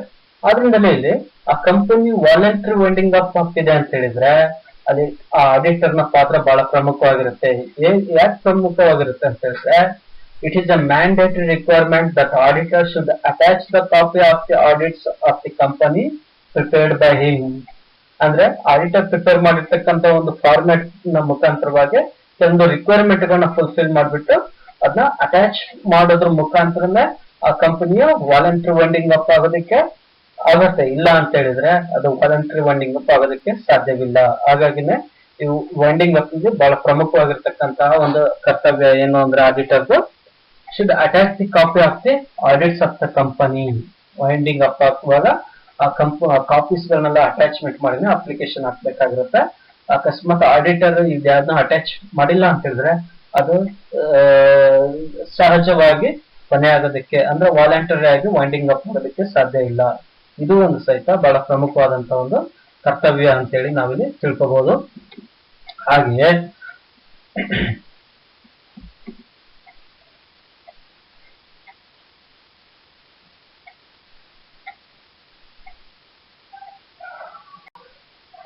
ಹಾಗೆಯೇ ಇನ್ನಿತರೆ ಡ್ಯೂಟೀಸ್ ಗಳು ಯಾವ್ಯಾವ್ದಿದಾವೆ ಅಂತ ಹೇಳಿ ನೋಡ್ತಾ ಬರೋದಾಯ್ತು ಅಂದ್ರೆ besides the above duties there are other duties of an auditor to be performed. ಯಾವ್ಯಾವುದು? The auditor should give all possible assistance to the inspector in case of an investigation of the affairs of the company. ಅಂದ್ರೆ ಕಂಪನಿಯ ಒಂದು affairs ಗೆ ತಕ್ಕನಾಗಿ ಸಂಬಂಧಿಸಿದಂಗೆ ಏನಾದ್ರೂ investigation ತನಿಖೆ ಆಗ್ತಿದೆ ಅಂತ ಹೇಳಿದ್ರೆ ಆ ತನಿಖೆ ಮಾಡ್ತಕ್ಕಂತಹ ಒಂದು ಇನ್ಸ್ಪೆಕ್ಟರ್ ಗಳಿಗೆ ಅಥವಾ ತನಿಖೆ ಮಾಡ್ತಕ್ಕಂಥ ಅಧಿಕಾರಿಗಳಿಗೆ ಈ ಆಡಿಟರ್ ತನ್ನ ಸಾಧ್ಯವಾದಷ್ಟು ಮಟ್ಟಿಗೆ ಸಹಕಾರವನ್ನು ನೀಡಬೇಕಾಗಿರುತ್ತೆ. ಯಾಕಂದ್ರೆ ಆಡಿಟರ್ಗೆ ಆ ಕಂಪನಿಯ ಎಲ್ಲಾ ಫೈನಾನ್ಷಿಯಲ್ ಮ್ಯಾಟರ್ಸ್ ಗಳು ಪ್ರತಿಯೊಂದು ಮ್ಯಾಟರ್ಸ್ ಗಳು ಗೊತ್ತಿರುತ್ತೆ. ಇಂಥ ಒಂದು ಟೈಮ್ ನಲ್ಲಿ ಆ ಕಂಪನಿಯಲ್ಲಿ ಏನೋ ಒಂದು ತನಿಖೆ ಮಾಡುವಂತ ಒಂದು ಅವಕಾಶ ಬಂತು, ಯಾರೋ ಬಾಹ್ಯದಿಂದ ಇರ್ಬೋದು, ಎಲ್ಲಿಂದ ಒಂದು ತನಿಖಾ ಏಜೆನ್ಸಿಯಿಂದ ಸೆಂಟ್ರಲ್ ಗವರ್ಮೆಂಟ್ ಇಂದ ಏನೋ ಒಂದು ಇನ್ವೆಸ್ಟಿಗೇಷನ್ ಆಗ್ತಾ ಇದೆ ಅಂತ ಹೇಳಿದ್ರೆ ಆ ಅಧಿಕಾರಿಗಳೊಟ್ಟಿಗೆ ಅಂದ್ರೆ ತನಿಖೆ ಮಾಡ್ತಕ್ಕಂಥ ಅಧಿಕಾರಿಗಳೊಟ್ಟಿಗೆ ಇವರು ಸಾಧ್ಯ ಆದಷ್ಟು ಮಟ್ಟಿಗೆ ಸಹಕಾರವನ್ನು ನೀಡಬೇಕಾಗಿರುತ್ತೆ. ಇದು ಒಂದು ಡ್ಯೂಟೀಸ್ ಆದ್ರೆ ಇನ್ನು ಹಾಗೆ in case an existing company issues prospectus, it should contain a statement of profit and loss for the past 5 years showing the rate of dividends paid each classes of shares for each year and a statement of assets and liabilities of the company. It is the duty of the auditor to certify all the statement. ಅಂದ್ರೆ important ಕಂಪನಿಯು share ಗಳನ್ನ receive ಮಾಡ್ಕೋಬೇಕು ಅಂದ್ರೆ ಅದು prospectus ನ ಮುಖಾಂತರ company shares ಗಳನ್ನ issue ಮಾಡಿಬಿಟ್ಟು ರಿಸೀವ್ ಮಾಡ್ಕೋಬೇಕಾಗುತ್ತೆ. ಈ ಒಂದು ಪ್ರಾಸ್ಪೆಕ್ಟಸ್ ನ ಮಾಡುವಾಗ ಆ ಪ್ರಾಸ್ಪೆಕ್ಟಸ್ ನಲ್ಲಿ ಕಂಪನಿಯ ಕನಿಷ್ಠ 5 ವರ್ಷದ ಪ್ರಾಫಿಟ್ ಅಂಡ್ ಲಾಸ್ ಅಕೌಂಟ್, ಆ ಕಂಪನಿ ಹಾಗೆ ಆ ಕಂಪನಿಯ ಒಂದು ಅಸೆಟ್ ಅಂಡ್ ಲಯಬಿಲಿಟೀಸ್, ಹಾಗೆ ಯಾವ ರೀತಿಯ ಡಿವಿಡೆಂಡ್ ನ ಒಂದು ಟೈಪ್ಸ್ ಆಫ್ ಶೇರ್ ಹೋಲ್ಡರ್ಸ್ ಗೆ ಯಾವ ರೀತಿಯಾದಂತ ಒಂದು ಡಿವಿಡೆಂಡ್ ನ ಕೊಡ್ತಾ ಇದೆ ಅಂತ ಹೇಳಿ ಸುಮಾರು ಕಂಟಿನ್ಯೂಸ್ 5 ಇಯರ್ಸ್ ಲಾಸ್ಟ್ 5 ಇಯರ್ಸ್ ಗಳ ಒಂದು ಮಾಹಿತಿಯನ್ನ ಕೊಡ್ಬೇಕಾಗಿರುತ್ತೆ. ಯಾಕೆ ಅಂತ ಹೇಳಿದ್ರೆ ಈ ಪ್ರಾಸ್ಪೆಕ್ಟಸ್ ಅನ್ನೋದು ಬಹಳ ಪ್ರಮುಖವಾಗಿರ್ತಕ್ಕಂಥದ್ದು. ಈ ಪ್ರಾಸ್ಪೆಕ್ಟಸ್ ಗಳನ್ನ ನೋಡ್ಕೊಂಡ್ಬಿಟ್ಟು ಶೇರ್ ಹೋಲ್ಡರ್ಸ್ ಇಂಥ ಕಂಪನಿ ಮೇಲೆ ಶೇರ್ ಹಾಕ್ಬೇಕು ಬೇಡವಾ ಅಂತ ಹೇಳಿ ನಿರ್ಧಾರವನ್ನು ತಗೋತಾರೆ. ಆ ನಿರ್ಧಾರವನ್ನು ಹೇಗ್ ತಗೋತಾರೆ ಅಂದ್ರೆ ಈ ಆಡಿಟರ್ ಆ ಪ್ರಾಸ್ಪೆಕ್ಟಸ್ ಕೊಟ್ಟಿರ್ತಕ್ಕಂಥ ಒಂದು ನೈಜವಾದಂತ ಒಂದು ಮಾಹಿತಿಗಳ ಮೇರೆಗೆ ಈ ಮಾಹಿತಿಗಳು ಆದಷ್ಟು ಸತ್ಯವಾಗಿ ಟ್ರೂ ಅಂಡ್ ಫೇರ್ ವ್ಯೂ ಆಗಿ ಆಡಿಟ್ ನ ರಿಪೋರ್ಟ್ ಕೊಟ್ಟಿರ್ತಾರಲ್ಲ ಆ ಆಡಿಟ್ ಫೈನಾನ್ಷಿಯಲ್ ಸ್ಟೇಟ್ಮೆಂಟ್ಸ್ ಗಳು ಇಲ್ಲಿ ಮೆನ್ಷನ್ ಮಾಡಿರ್ತೀವಿ. ಈ ಸ್ಟೇಟ್ಮೆಂಟ್ಸ್ ಗಳನ್ನ ನೋಡ್ಕೊಂಡ್ಬಿಟ್ಟು ಶೇರ್ ಹೋಲ್ಡರ್ಸ್ ಇನ್ವೆಸ್ಟ್ಮೆಂಟ್ ಮಾಡ್ಬೇಕೋ ಬೇಡವಾ ಅಂತ ಹೇಳಿ ಯೋಚನೆ ಮಾಡ್ತಾರೆ. ಹಾಗಾಗಿ ಇಲ್ಲಿ ಕೊಟ್ಟಿರ್ತಕ್ಕಂಥ ಮಾಹಿತಿಗಳು ಸಾಧ್ಯವಾದಷ್ಟು ಮಟ್ಟಿಗೆ 100% ಆಕ್ಯುರೇಟ್ ಆಗಿ ಟ್ರೂ ಅಂಡ್ ಫೇರ್ ವ್ಯೂ ಆಗಿತ್ತು ಅಂತ ಹೇಳಿದ್ರೆ it is one of the very important duty ಅಂತೇಳಿ ನಾವು ಕರಿತೀವಿ. ಅದೇ ರೀತಿಯಾಗಿ ಆ ಸ್ಟೇಟ್ಮೆಂಟ್ಸ್ ಗಳನ್ನೆಲ್ಲ ಈ ಆಡಿಟರ್ ಟು ಬಿ ಸರ್ಟಿಫೈಡ್. ಸುಮ್ನೆ ಸ್ಟೇಟ್ಮೆಂಟ್ಸ್ ಗಳು ಏನೇನೋ ಅಮೌಂಟ್ ನ ಹಾಕೊಂಡು ಇದ್ ಮಾಡೋದಲ್ಲ, ಇಲ್ಲಿ ಇರ್ತಕ್ಕಂಥ ಮಾಹಿತಿಗಳೆಲ್ಲ ಟ್ರೂ ಮತ್ತೆ ಫೇರ್ ಅಂತೇಳಿ ಆಡಿಟರ್ ಅಷ್ಟು ಸರ್ಟಿಫೈ ದಟ್. ಯಾಕಂದ್ರೆ ಆಡಿಟರ್ ಸರ್ಟಿಫೈ ಮಾಡಿದ್ದಾರೆ ಅಂತ ಹೇಳಿದ್ರೆ is one of the expert in that field and ಈ ಆರ್ ಸರ್ಟಿಫೈಡ್. ಆ ಕಂಪನಿಗೆ ಸಂಬಂಧಿಸದೇ ಇರ್ತಕ್ಕಂಥ ವ್ಯಕ್ತಿ ಅಂದ್ರೆ is not an employee of the company, is an external investigator, external auditor ಅಂತ ಹೇಳಿ ಕರಿತೀವಿ ನಾವು ಇವ್ರನ್ನ. ಈ ಆಡಿಟರ್ ಅನ್ನೋದು ಕಂಪನಿ ಎಂಪ್ಲಾಯ್ ಅಲ್ಲ, ಅಂದ್ರೆ ಈಸ್ ಎನ್ ಎಕ್ಸ್ಟರ್ನಲ್ ಆಡಿಟರ್ ಅಂತ ಹೇಳಿ ಕರಿತೀವಿ, ಇಂಡಿವಿಜುವಲ್ ಆಡಿಟರ್ ಅಂತ ಹೇಳಿ ಕರಿತೀವಿ. ಈ ವ್ಯಕ್ತಿ ಆ ಕಂಪನಿಯ ಅಕೌಂಟ್ಸ್ ಮತ್ತು ಫೈನಾನ್ಷಿಯಲ್ ಸ್ಟೇಟ್ಮೆಂಟ್ಸ್ ಗಳನ್ನ ಸರ್ಟಿಫೈ ಮಾಡಿರ್ತಾರೆ.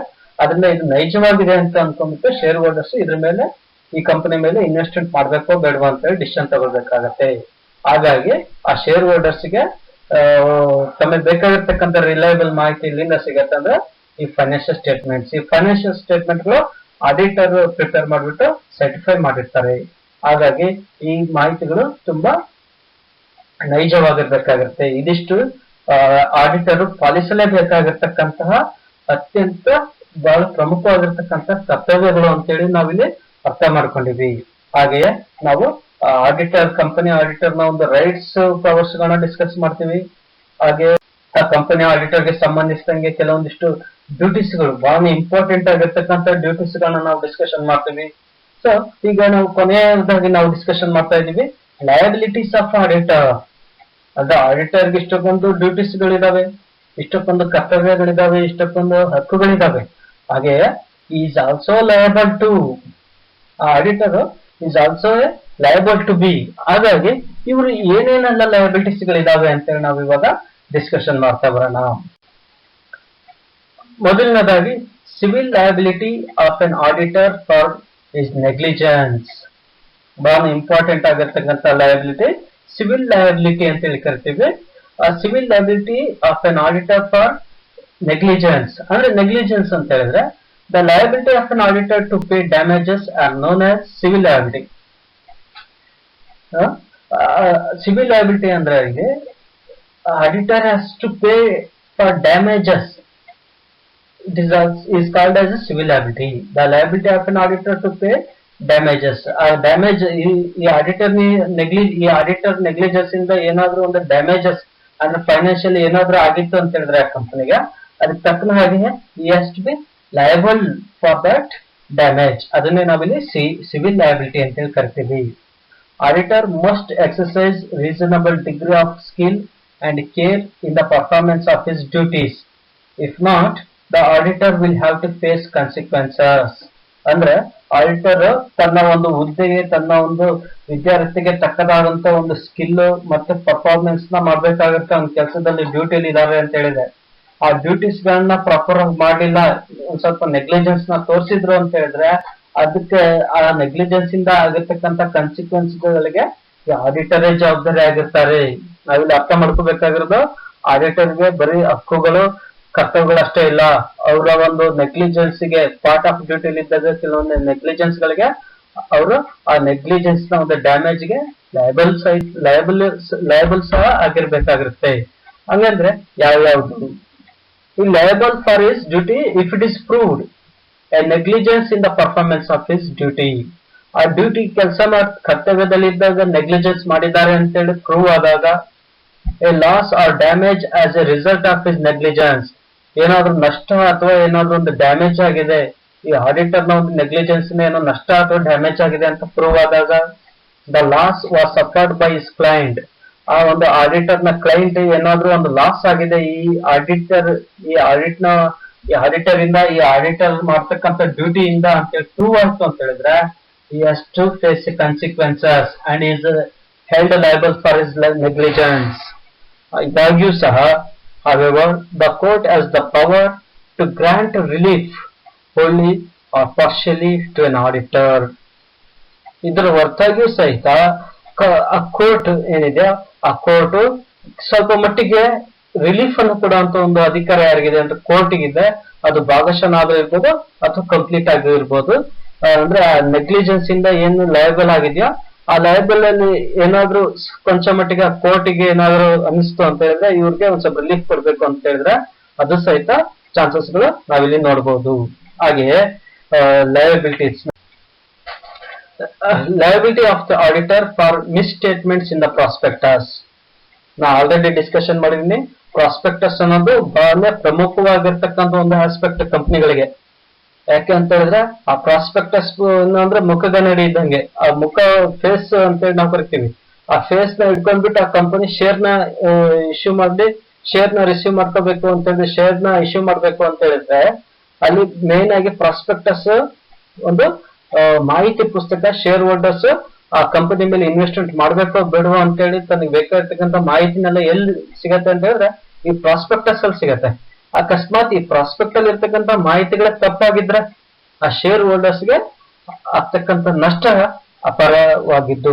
ಅಪಾರವಾಗಿರುತ್ತದೆ. ಹಾಗಾಗಿ ಆ ಒಂದು ಮಿಸ್ ಸ್ಟೇಟ್ಮೆಂಟ್ಸ್ ಇನ್ ಪ್ರಾಸ್ಪೆಕ್ಟಸ್ ಅಲ್ಲಿ ಏನಾದ್ರೂ ಒಂದು ಮಿಸ್ ಸ್ಟೇಟ್ಮೆಂಟ್ಸ್ ಗಳಾಗಿತ್ತು ಅಂತ ಹೇಳಿದ್ರೆ ಅದಕ್ಕೂ ಸಹಿತ ಆಡಿಟರ್ ನ ಲಯಬಲ್ ಮಾಡುವಂತ ಒಂದು ಕೇಸಸ್ ಗಳಿದಾವೆ. ಅಂದ್ರೆ as per section 65 of the companies act 1956 An auditor may be held liable for damages suffered by those persons who subscribe to the shares of or debentures of a company proposing in the faith of the prospectus, which included auditor's report containing some untrue statements or facts. ಅಂದ್ರೆ ಇಲ್ಲಿ clear ಆಗಿ ಅರ್ಥ ಮಾಡ್ಕೊಳ್ತಾ ಇದ್ದೀವಿ.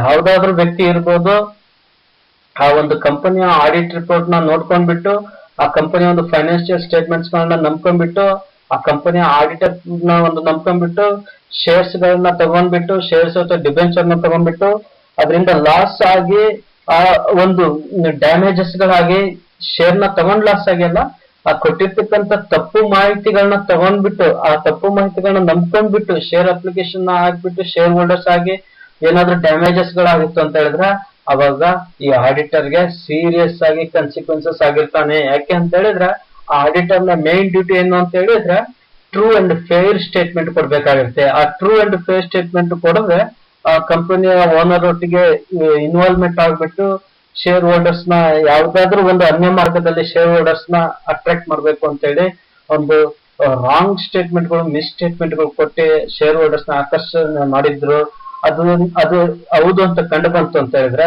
Serious ಆಗಿ auditor ನ ಮೇಲೆ ಕ್ರಮ ತೆಗೆದುಕೊಳ್ಬೇಕಾಗುತ್ತೆ. ಯಾಕೆಂತ ಹೇಳಿದ್ರೆ ಆಡಿಟರ್ ನ ಮೇನ್ ಡ್ಯೂಟಿ ಅದೇ ಪ್ರಾಸ್ಪೆಕ್ಟಸ್ ನಲ್ಲಿ ಕರೆಕ್ಟ್ ಆಗಿರ್ತಕ್ಕಂಥ ಮಾಹಿತಿನ ಕೊಟ್ಟಿರ್ಬೇಕಾಗುತ್ತೆ. ಆಡಿಟರ್ ಶೇರ್ ಹೋಲ್ಡರ್ಸ್ ಮೇನ್ ನೋಡ್ತಕ್ಕಂಥ ಒಂದು ಐಟಮ್ಸ್ ಏನಂದ್ರೆ ಆಡಿಟರ್ಸ್ ನ ರಿಪೋರ್ಟ್ಗಳು. ಆ ಆಡಿಟರ್ಸ್ ರಿಪೋರ್ಟ್ಗಳು ಯಾವಾಗಲೂ ನೈಜವಾಗಿರ್ಬೇಕಾಗುತ್ತೆ. ಹಾಗೆ the auditor and every person who has authorised to issue the prospectus shall be punishable with imprisonment for a term. ಇಂಥ ಒಂದು ತಪ್ಪುಗಳು ನಡೆದಿದೆ ಅಂತ ಗೊತ್ತಾಯ್ತು ಅಂತ ಹೇಳಿದ್ರೆ ಆಡಿಟರ್ ಮತ್ತೆ ಇದಕ್ಕೆ ಸಂಬಂಧಿಸಿರ್ತಕ್ಕಂತಹ ಒಂದು ಆಫೀಸರ್ಸ್ ಗಳು, ಅಧಿಕಾರಿಗಳು ಏನು ಆ ಕಂಪನಿಯಲ್ಲಿ ಇದಾರೋ ಅವರೆಲ್ಲರನ್ನೂ ಸಹಿತ ಪನಿಷ್ ಮಾಡಬಹುದು. ಯಾವ ರೀತಿ ಅಂತ ಹೇಳಿದ್ರೆ imprisonment of a term which may extend of 2 years with fine. 5,000 ರೂಪಾಯಿಗಳು ಒಳಗೊಂಡಂಗೆ 2 ವರ್ಷಗಳ ಕಾಲ ಕಾರಾಗೃಹವಾಸದಂತಹ ಕಠಿಣವಾದಂತಹ ಒಂದು ಶಿಕ್ಷೆ ಸಹಿತ ಈ ಒಂದು ಲಯಬಿಲಿಟಿನಲ್ಲಿ ನಾವು ನೋಡಬಹುದು. ಹಾಗೆಯೇ the auditor can escape from his liability if he is able to prove. Auditor ಹೇಳ್ಬಹುದು ಪ್ರಾಸ್ಪೆಕ್ಟಸ್ ನನ್ನ ಕೈಲಿ ಒಬ್ಬನಿಂದನೇ ಇರೋದಿಲ್ಲ, ಅದು ಬಹಳಷ್ಟು ಜನರಿಂದ ಇರುತ್ತೆ, ಅಲ್ಲಿ ಎಲ್ಲೋ ತಪ್ಪುಗಳಾಗಿರುತ್ತೆ ಅಂತೇಳಿ ಆ ಒಂದು ಪ್ರಾಸ್ಪೆಕ್ಟಸ್ ನಿಂದ ಆಗ್ತಕ್ಕಂತ ಒಂದು ದುರಂತನ ಮೊದಲೇ ಏನು ವ್ಯಕ್ತಪಡಿಸೋದ್ರಿಂದ ಆ ಒಂದು ಇದರಲ್ಲಿ ಒಂದು ಸ್ಕ್ಯಾಮ್ ಅಲ್ಲಿ ಆಡಿಟರ್ ಎಸ್ಕೇಪ್ ಆಗುವಂತ ಒಂದು ರೀಸನ್ಸ್ ಗಳು ಸಹಿತ ನೋಡ್ಬೋದು. ಹೇಗೆ ಅಂತ ಹೇಳಿದ್ರೆ that he withdraw is consent in writing before the delivery of the copy of the prospectus for registration. ಆ ಪ್ರಾಸ್ಪೆಕ್ಟಸ್ ರಿಜಿಸ್ಟ್ರೇಷನ್ ಹೋಗಕ್ಕಿಂತ ಮುಂಚೆ ಆ ಆಡಿಟರ್ ನ ಕಾನ್ಸೆಂಟ್ ಬೇಕಾಗಿರುತ್ತೆ. ಆ ರಿಜಿಸ್ಟ್ರೇಷನ್ ಹೋಗಕ್ಕಿಂತ ಮುಂಚೆನೆ ಆ ಪ್ರಾಸ್ಪೆಕ್ಟಸ್ ಕೊಟ್ಟಿರ್ತಕ್ಕಂತ ಕಾನ್ಸೆಂಟ್ ನ ಏನಾದ್ರೂ ಹಿಂಪಡೆದ್ರು ಅಂತ ಹೇಳಿದ್ರೆ ಆ ಪ್ರಾಸ್ಪೆಕ್ಟಸ್ ಅಲ್ಲಿಗೆ ಸ್ಟಾಪ್ ಆಗುತ್ತೆ. ಈ ರೀತಿ ಮಾಡೋದ್ರ ಮುಖಾಂತರ ಸಹಿತ ಆಡಿಟರ್ ಅಲ್ಲೇನೋ ಒಂದು ಸ್ಕ್ಯಾಮ್ ಆಗಿದೆ, ಆ ಸ್ಕ್ಯಾಮ್ ನ ತಡೆ ಒಂದು ವೇನಲ್ಲಿ ಪ್ರಯತ್ನ ಪಟ್ಟಿದ್ದಾರೆ ಅಂತೇಳಿ ಇವರನ್ನ ಆ ಲಯಬಲ್ ಕನ್ಸಿಕ್ವೆನ್ಸಸ್ ಇಂದ ಹೊರಗಿಡ್ಬೋದು, ಲಯಬಿಲಿಟಿಯಿಂದ ಹೊರಗಿಡ್ಬೋದು. ಅಥವಾ that he withdraw his consent in writing from such a prospectus on coming to know of the untrue statement by giving a reasonable public notice before the allotment of shares. ಅಥವಾ share holders ಗೆ share ಅನ್ನ allotment ಆಗೋಕ್ಕಿಂತ ಮುಂಚೆ ಈ auditor ಒಂದು notice ನ ಕೊಡೋದ್ರ ಮುಖಾಂತರ, ಅಂದ್ರೆ ಯಾವ ರೀತಿ ಆದಂತ ಪಬ್ಲಿಕ್ ನೋಟಿಸ್ ನ ಕೊಡೋದ್ರ ಮುಖಾಂತರ ಅಂತ ಯಾವ ರೀತಿ ಅಂತ ಹೇಳಿದ್ರೆ ಈ audit report withdraw is consent in writing from such a prospectus on coming to know untrue statement.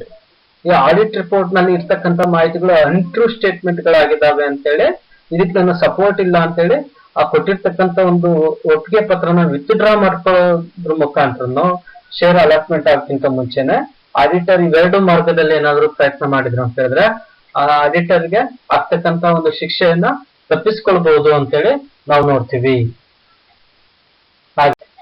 Another liability ಏನು ಅಂದ್ರೆ civil liability of an auditor for ಮಿಸ್ಫೀಸೆನ್ಸ್.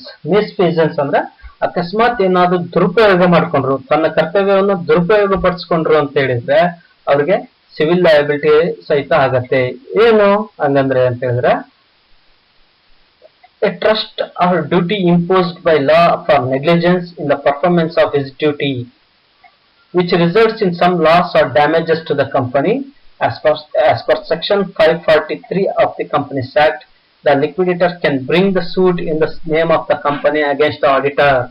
ಅಂದ್ರೆ ಆಡಿಟರ್ ಕೊಟ್ಟಿರ್ತಕ್ಕಂಥ ಕೆಲಸಗಳಲ್ಲಿ ಆ ಕೆಲಸಗಳನ್ನ ದುರುಪಯೋಗ ಪಡಿಸ್ಕೊಂಡ್ಬಿಟ್ಟು ಏನಾದ್ರೂ ಲಾಸ್ ಕೆಲಸದಲ್ಲಿ ದುರುಪಯೋಗ ಪಡಿಸ್ಕೊಂಡ್ಬಿಟ್ಟು ಅಥವಾ ನೆಗ್ಲಿಜೆನ್ಸ್ ಇಂದ ಏನಾದ್ರೂ ಲಾಸ್ ಅಥವಾ ಡ್ಯಾಮೇಜ್ ಆಯ್ತು ಅಂತ ಹೇಳಿದ್ರೆ ಸೆಕ್ಷನ್ 543ನೇ ಆಕ್ಟ್ ಪ್ರಕಾರ ಆ ಲಿಕ್ವಿಡೇಟರ್ ಏನಿರೋಲ್ಲ ಆ ಲಿಕ್ವಿಡೇಟರ್ ಈ can file a suit against the auditor. ಹಿಂಗೇನಾದ್ರು ಆಯ್ತು ಅಂತ ಹೇಳಿದ್ರೆ ಒಂದು ಇದರಲ್ಲಿ 543ನೇ ಕಂಪನೀಸ್ ಆಕ್ಟ್ ಪ್ರಕಾರ ಒಂದು ಕೇಸ್ ಅನ್ನು ಸಹಿತ ದಾಖಲು ಮಾಡಬಹುದು ಆ ಆಡಿಟರ್ ನ ಮೇಲೆ ಅಂತೇಳಿ ನಾವು ನೋಡಬಹುದು.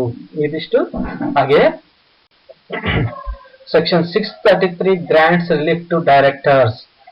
ಬರೀ ಪನಿಷ್ಮೆಂಟ್ ಅಲ್ಲದೆ ಸೆಕ್ಷನ್ 633ನೇ ಪ್ರಕಾರವಾಗಿ directors, officers and auditors of the companies ಗಳಿಗೆ ಒಂದು ರಿಲೀಫ್ ಸಹಿತ ಸಿಗತ್ತೆ against the liability in respect of negligence, default, breach of duty, misfeasance or breach of untrust, but for getting any relief thereunder it must be proved by the person concerned. ಅಂದ್ರೆ ಬರೀ punishment ಇರೋದಿಲ್ಲ, ಅಕಸ್ಮಾತ್ ಅವರು ಒಂದು ಅಧಿಕಾರದಲ್ಲಿದ್ದಾಗ ಒಂದು negligence ಇಂದ ಏನಾದ್ರು ಅಂದ್ರೆ ಅವ್ರಿಗೆ ಏನೋ ಒಂದು case against the liability liability ಅಂತ ನಾವೇನ್ ಹಾಕಿದಿಲ್ಲ ಆಡಿಟರ್ಸ್ ಗಳಿಗೆ ಆ ಕಂಪನಿಯ ಡೈರೆಕ್ಟರ್ಸ್ ಗಳು ಈ ರೀತಿ ಅವರ ಒಂದು ನೆಗ್ಲಿಜೆನ್ಸ್ ಇಂದ ಅವರ ಒಂದು ತಪ್ಪಿನಿಂದ ಹಿಂಗಾಗಿದೆ ಅಂತೇಳಿ ಇಂತ ಕೇಸ್ ಹಾಕಿದಾಗ ಅಲ್ಲಿ ಅವರು ಕೆಲವೊಂದಿಷ್ಟು ರಿಲೀಫ್ ನ ತಗೋಬಹುದು. ಹೇಗೆ ಅಂತ ಹೇಳಿದ್ರೆ while the loss or damage caused by negligence, default, breach of duty, misfeasance or breach of trust, ಇದ್ರ ಮುಖಾಂತರ ಇವರಿಗೆ ರಿಲೀಫ್ ನ ಸಿಗತ್ತೆ.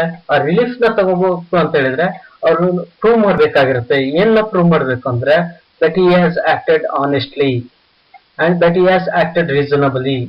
ಅದು ಹೊರಗಿನ ಜಗತ್ತಿಗಿದು ಒಂದು ನೆಗ್ಲಿಜೆನ್ಸ್ ಅಂತ ಅನ್ಬೋದು, ಒಂದು ಡಿಫಾಲ್ಟ್ ಅನ್ಬೋದು, ಅಥವಾ ಒಂದು ಬ್ರೀಚ್ ಆಫ್ ಡ್ಯೂಟಿ ಅಥವಾ ಮಿಸ್ಫಿಸೆನ್ಸ್ ಅಂತ ಕಂಡಿರ್ಬೋದು. ಆದ್ರೆ ಇದನ್ನ ಅವನು ಮಾಡಿದಾನೆ, ಯಾವ ಕಾರಣಕ್ಕಾಗಿ ಮಾಡಿದಾನೆ ಅಂತ ಹೇಳಿದ್ರೆ he has acted honestly and he has acted reasonably ಅಂತೇಳಿ ಅದನ್ನ ಏನಾದ್ರು ಪ್ರೂವ್ ಮಾಡಿದ್ರು ಅಂತ ಹೇಳಿದ್ರೆ ಆ ಕಠಿಣ ಶಿಕ್ಷೆಗಳಿಂದ ಈ ಆಡಿಟರ್ ಹೊರಬರಬಹುದು, ರಿಲೀಫ್ ಸಹಿತ ಸಿಗತ್ತೆ ಅಂತೇಳಿ ನಾವು ಡಿಸ್ಕಷನ್ ಮಾಡಿದ್ವಿ. ಅದಿಷ್ಟೇ ಅಲ್ಲದೆ ಕ್ರಿಮಿನಲ್ ಲಯಬಿಲಿಟೀಸ್, ಬರೀ ಸಿವಿಲ್ ಲಯಬಿಲಿಟೀಸ್ ಅಷ್ಟೇ ಅಲ್ಲ ಆಡಿಟರ್ ಕಂಪನಿ ಆಡಿಟರ್ ಗಿರೋದು, ಕೆಲವೊಂದು ಕ್ರಿಮಿನಲ್ ಲಯಬಿಲಿಟೀಸ್ ಸಹಿತ ಕಂಪನಿ ಆಡಿಟರ್ ಗಿದಾವೆ. ಅದು ಯಾವ್ದ್ರ ಒಂದು ಆಕ್ಟ್ ಮುಖಾಂತರ ಅಂತ ಹೇಳಿದ್ರೆ the auditor can be held criminally through the Companies Act, the Income Tax Act and the Chartered Accountant Act. ಬರೀ ಸಿವಿಲ್ ಲಯಬಿಲಿಟೀಸ್ ಗಳು ಅಷ್ಟೇ ಅಲ್ಲ, ಕ್ರಿಮಿನಲ್ ಲಯಬಿಲಿಟಿ ಅಂತೇಳಿ ಕ್ರಿಮಿನಲ್ ಕೇಸ್ಗಳನ್ನು ಸಹಿತ ಆಡಿಟರ್ ನ ಮೇಲೆ ಹಾಕ್ಬೋದು. ಯಾವ್ದ್ರ ಮುಖಾಂತರ ಅಂದ್ರೆ ಕಂಪನೀಸ್ ಆಕ್ಟ್ ಮುಖಾಂತರ, ಇನ್ಕಮ್ ಟ್ಯಾಕ್ಸ್ ಆಕ್ಟ್ ಮುಖಾಂತರ, ಚಾರ್ಟೆಡ್ ಅಕೌಂಟೆಂಟ್ ಆಕ್ಟ್ ಮುಖಾಂತರ ನಾವು ಕಂಪನಿಯ ಲಯಬಿಲಿಟೀಸ್, ಕಂಪನಿಯ ಆಡಿಟರ್ ನ ಲಯಬಿಲಿಟೀಸ್ ಗಳನ್ನ ನಾವು ಡಿಸ್ಕಷನ್ ಮಾಡಬಹುದು. ಆತ್ಮೀಯ ವಿದ್ಯಾರ್ಥಿಗಳೇ, ಒಟ್ಟಾರೆಯಾಗಿ ಇವತ್ತಿನ ಒಂದು ಕಾನ್ಸೆಪ್ಟ್ ನಲ್ಲಿ, ಇವತ್ತಿನ ಒಂದು ಡಿಸ್ಕಷನ್ ನಲ್ಲಿ ನಾವು ಕಂಪನಿ ಆಡಿಟರ್ ಗೆ ಇರ್ತಕ್ಕಂಥ ರೈಟ್ಸ್, ಪವರ್ಸ್, ಹಾಗೆ ಡ್ಯೂಟೀಸ್ ಆಫ್ ಕಂಪನೀಸ್ ಆಡಿಟರ್, ಹಾಗೆ ಕೊನೆಯದಾಗಿ ಲಯಬಿಲಿಟೀಸ್ ಆಫ್ ಕಂಪನಿ ಆಡಿಟರ್ ಅನ್ನೋದ್ರ ಬಗ್ಗೆ ಡಿಸ್ಕಷನ್ ಮಾಡ್ತೀವಿ. ಈ ಮೂರು ಆಸ್ಪೆಕ್ಟ್ಗಳು ಸಹಿತ ಬಹಳ ಇಂಪಾರ್ಟೆಂಟ್ ಆಗಿರ್ತಕ್ಕಂಥ ಒಂದು ಆಸ್ಪೆಕ್ಟ್. ಮತ್ತೆ as per the recent act ಮುಖಾಂತರ ನಾವು ಇವತ್ತು ಕಂಪನೀಸ್ ಒಂದು ಪವರ್ಸ್, ಡ್ಯೂಟೀಸ್, ಲಯಬಿಲಿಟೀಸ್, ಕಂಪನಿಯ ಆಡಿಟರ್ ನ ಪವರ್ಸ್, ಡ್ಯೂಟೀಸ್, ಲಯಬಿಲಿಟೀಸ್ ಗಳನ್ನ ನಾವು ಡಿಸ್ಕಷನ್ ಮಾಡಿದ್ದೀವಿ. So thank you for listening.